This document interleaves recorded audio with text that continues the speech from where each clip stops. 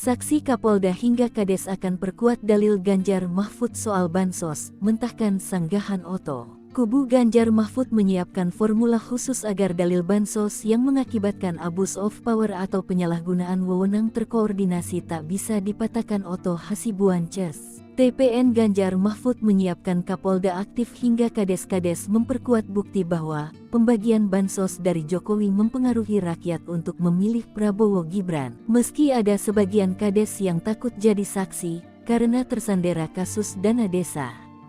Namun, Ketua Tim Kuasa Hukum Ganjar Mahfud Todung Mulya Lubis siap menghadirkan 17, yakni 15 saksi dan 2 ahli. Meski sebenarnya akan mengajukan 30 saksi dan 10 ahli.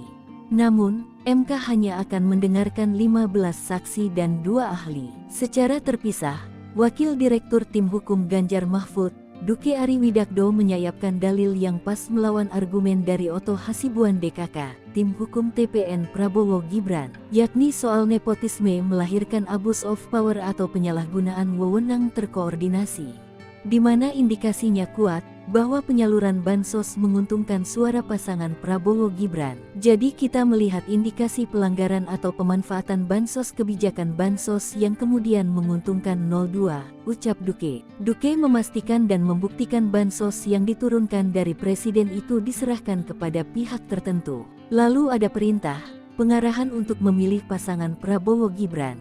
Kita punya saksi, nanti kita akan buktikan, ujar Duke. Diketahui, Oto Hasibuan menilai narasi yang dibangun oleh kubu 01 dan 03 seolah melukai hati rakyat yang memiliki Prabowo Gibran karena bansos. Ia menilai hal itu menafikan hak mayoritas masyarakat Indonesia untuk menentukan pilihannya secara bebas. Karena rakyat Indonesia memilih Prabowo Gibran sebagai presiden karena mereka mencintai dan menginginkan Prabowo Gibran sebagai presiden dan wakil presiden Republik Indonesia, ujarnya.